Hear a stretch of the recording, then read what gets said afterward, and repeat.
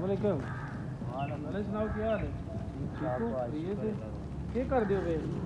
भाजी अखबार शबार लोया प्लास्टिक वगैरह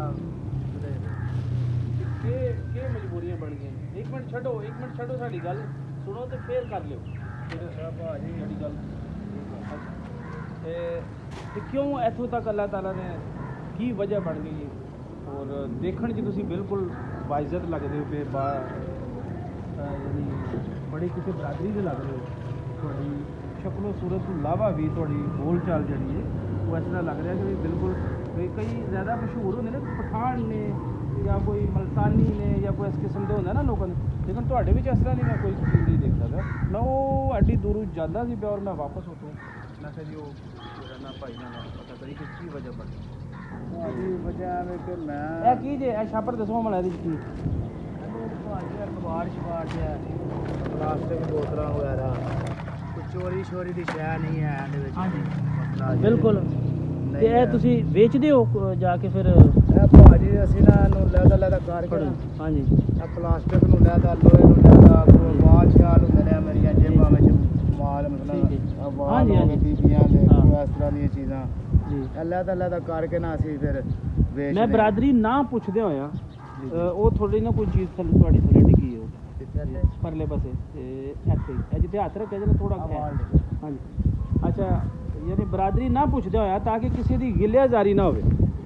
ਕੈਮਰਾਮੈਨ ਸਾਹਿਬ ਕਿਸੇ ਦਾ ਦਿਲ ਦਿਖਾਣਾ ਮਕਸਦ ਨਹੀਂ ਹੈ ਵੀ ਕਿ ਕਿਹੜੀ ਬਰਾਦਰੀ ਹੈ ਜਾਂ ਕੌਣ ਲੋਕ ਨੇ, ਬਲਕਿ ਮੈਂ ਨਾਂ ਤੱਕ ਵੀ ਪੁੱਛਣਾ ਜ਼ਰੂਰੀ ਨਹੀਂ ਸਮਝਦਾ। ਲੇਕਿਨ ਮੈਂ ਸਿਰਫ ਇਹ ਕਹਾਂਗਾ ਦੇਖੋ ਅਸਮਾਨਾਂ ਵਾਲਾ ਰੱਬ ਕਿਸੇ ਅਰਬਪਤੀ ਨੂੰ ਕਿਸੇ ਕਰੋੜਪਤੀ ਨੂੰ ਵੀ ਇਸ ਜਗ੍ਹਾ 'ਤੇ ਲਿਆ ਸਕਦਾ ਔਰ ਇਹ ਸ਼ਖਸ ਵਾਕਈ ਯਾਨੀ ਤੁਸੀਂ ਯਾਨੀ ਕਹਿ ਸਕਦੇ ਹਾਂ ਅਸੀਂ ਕਿ ਵੀ ਜਦੋਂ ਅੱਲਾ ਦੀ ਤੁਹਾਡੇ 'ਤੇ ਰਹਿਮਤ ਸੀ ਉਹ ਤੁਸੀਂ ਲੱਖਾਂ ਕਰੋੜਾਂ ਵਿੱਚ ਸੀ। ਇਨਸ਼ਾਅੱਲਾ ਭਾਜੀ ਮੈਨੂੰ ਬਸ ਕੋਈ ਕੁਦਰਤੀ ਅਜ਼ਾਬ ਆਏ ਨੇ। ਮੈਂ ਪਹਿਲਾਂ ਤਾਂ ਭਰਾ ਫੌਤ ਹੋ ਗਿਆ, ਭਰਜਾਈ ਫੌਤ ਹਾਂ ਹੋ ਉਹ ਗਈ। ਤੇ ਫਿਰ ਇੱਕ ਐਕਸੀਡੈਂਟ ਆਪਣੀ ਸ਼ਾਦੀ ਤੋਂ ਪਹਿਲਾਂ ਨਾ ਮੈਂ ਉਹਨਾਂ ਦੇ 4 ਬੱਚੇ ਪਾਲਣੇ ਸ਼ੁਰੂ ਕੀਤੇ। ਮੇਰੇ ਕੋਲ ਹਾਲਾਂ ਬੜੇ ਸਹਿਬ ਹਸੀਅਤ ਬੰਦੇ ਆਏ ਨੇ, ਉਹਨਾਂ ਆਖਿਆ ਇੱਕ ਬੱਚਾ ਸਾਨੂੰ ਦੇ ਅਸੀਂ ਉਹਨੂੰ ਪੜ੍ਹਾਉਂਦੇ ਲਿਖਾਉਂਦੇ ਵੀ ਹਾਂ ਤੇ ਤੈਨੂੰ ਕੋਈ ਗੱਡੀ ਲੈ ਦਿਆਂ ਦੇ ਤੈਨੂੰ ਕੋਈ ਕਾਰੋਬਾਰ ਬਣਾ ਦੇ ਵੇਚ ਦੇ ਸਾਨੂੰ ਵੇਚ ਦੇ ਵੇਚਦੇ ਤੇ ਉਹ ਖੈਰ ਨਹੀਂ ਸਨ ਆਖਦੇ ਜਿਹੜੀ ਗੱਲ ਨਹੀਂ ਲਫ਼ਜ਼ ਦਾ ਮਤਲਬ ਇਹ ਹੁੰਦਾ ਜਦੋਂ ਤੈਨੂੰ ਗੱਡੀ ਕਿਸ ਖੁਸ਼ੀ 'ਚ ਲੈ ਕੇ ਦੇਣੀ ਅੱਛਾ ਕਿ ਭਾਈ ਸਾਨੂੰ ਦੇ ਫਿਰ ਬੱਚਾ ਤਾਂ ਉਹਨਾਂ ਦਾ ਹੋ ਗਿਆ ਨਾ ਵੇਚਣ ਤੋਂ ਲਫ਼ਜ਼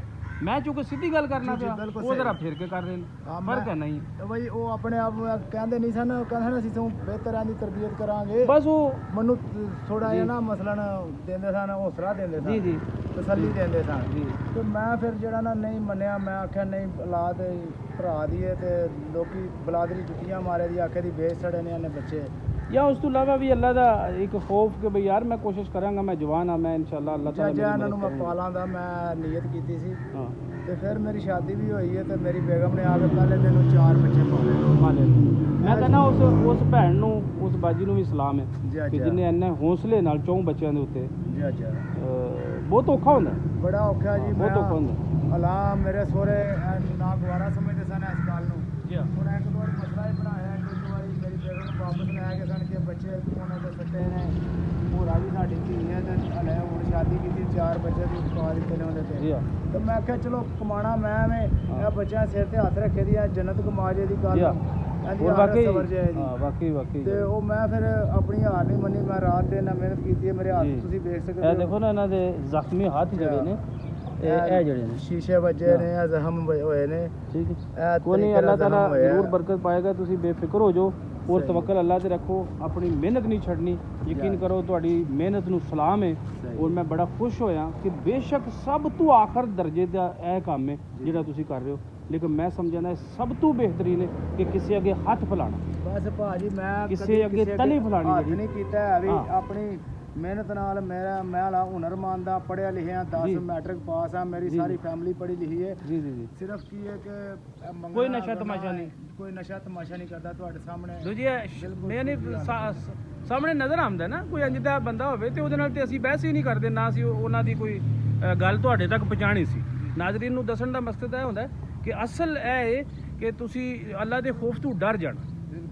ਰੱਬ ਦੀ ਕਰਮ ਜਿਹੜੇ ਨੇ ਨਾ ਉਹਦਾ ਜਿਹਦੀ ਚੈਕਿੰਗ ਆਉਂਦੀ ਹੈ ਨਾ, ਉਹਦੀ ਜਦੋਂ ਪਕੜ ਆਉਂਦੀ ਹੈ ਤੇ ਫਿਰ ਉਹ ਕਿਸੇ ਦੀ ਰੰਗ ਨਸਲ ਬਰਾਦਰੀ ਇਲਾਕਾ ਨਹੀਂ ਦੇਖਦਾ ਹੈ ਵੀ ਉਹ ਫਿਰ ਕਿਸੇ ਨੂੰ ਵੀ ਚੈੱਕ ਕਰ ਲੈਂਦਾ।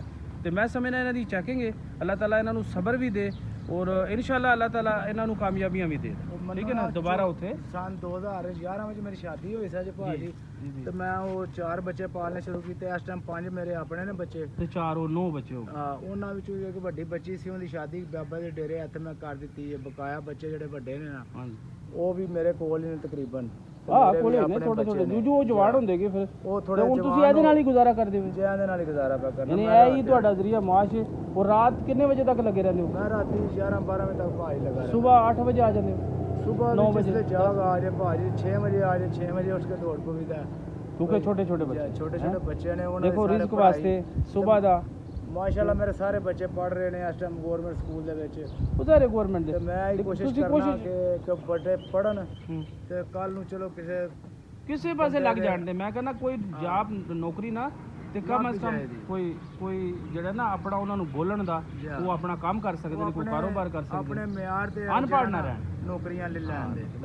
ਕਿਉਂਕਿ ਉਹ ਟਿਊਸ਼ਨ ਵੀ ਮੈਂ ਪੜ੍ਹਾ ਰਿਹਾ। ਦੇਖੋ ਸੋਚ ਤੁਹਾਡੀ ਅੱਛੀ, ਅੱਲਾਹ ਤਾਲਾ ਆਪਣੇ ਆਪ ਨੂੰ ਜਿਹੜਾ ਨਾ ਬਰਦਾਸ਼ਤ ਕਰ ਰਿਹਾ ਬਹੁਤ, ਜਿਹੜਾ ਨਾ ਤੇ ਅੱਲਾ ਮੇਰੇ ਤੇ ਰਹਿਮ ਹੀ ਕਰੇ ਤੇ ਮੈਂ ਹੀ ਦੁਆ। ਲੋ ਜੀ ਜਿਹੜਾ ਨਾ ਕੋਈ ਭਾਈ ਇਹਨਾਂ ਦੀ ਮਦਦ ਕਰਨਾ ਚਾਹੇ, ਕੋਈ ਇਹਨਾਂ ਨੂੰ ਦੁਆ ਦੇ। ਦੇਖੋ ਦੁਆ ਇੱਕ ਐਸੀ ਚੀਜ਼ ਹੈ ਕਿ ਤੁਸੀਂ ਕਹਿੰਦੇ ਨਾ ਦੁਆ ਜਾਂ ਦਵਾਈ, ਦੁਆ ਇੱਕ ਐਸੀ ਚੀਜ਼ ਦਾ ਨਾਂ ਹੈ ਕਿ ਜਿੱਥੇ ਦੁਨੀਆ ਦੀ ਹਰ ਚੀਜ਼ ਖਤਮ ਹੋ ਜਾਂਦੀ ਹੈ ਨਾ, ਜਿੱਥੇ ਡਾਕਟਰ ਤੁਹਾਡੇ ਕੋਲ ਲੱਖਾਂ ਕਰੋੜਾਂ ਲੈ ਕੇ ਵੀ ਬਾਅਦ ਦੇ ਵਿੱਚ ਪਤਾ ਕੀ ਕਰਨਾ, ਦੁਆ ਕਰੋ, ਕਿਉਂਕਿ ਉਹਨੂੰ ਪਤਾ ਵੀ ਇਹਦਾ ਲਿੰਕ ਡਾਇਰੈਕਟ ਅੱਲਾ ਨਾਲ ਹੈ। ਤੇ ਤੁਸੀਂ ਇਹਨਾਂ ਵਾਸਤੇ ਦੁਆ ਵੀ ਕਰੋ।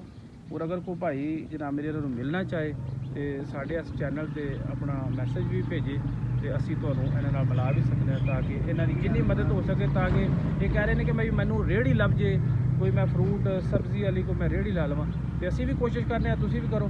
ਤੇ ਇਹੋ ਜਿਹੇ ਬੇਸ਼ੁਮਾਰ ਬੰਦੇ ਨੇ ਜਿਨ੍ਹਾਂ ਨੂੰ ਬੰਦਾ ਇਹ ਦੁਨੀਆ ਇਹ ਖਤਮ ਹੋ ਜਾਣਾ, ਠੀਕ ਹੈ ਨਾ, ਇਹ ਇੱਥੇ ਹੀ ਸਭ ਕੁਝ ਰਹਿ ਜਾਣਾ। ਔਰ ਬੰਦੇ ਨੂੰ ਸਵਾਏ ਪਛਤਾਣ ਦੇ ਕੇ ਕਾਸ਼ ਮੈਂ ਮਦਦ ਕਰ ਦਿੰਦਾ, ਜਾਂ ਮੈਂ 100 ਰੁਪਈਆ ਜਾਂ 10 ਰੁਪਈਏ ਜਾਂ ਜੋ ਤਫੀਕ ਹੈ, ਜੇ ਅਗਰ ਕੋਈ ਦੇਣਾ ਚਾਹੇ ਤੇ ਕਰੋੜ ਵੀ ਦੇ ਸਕਦਾ।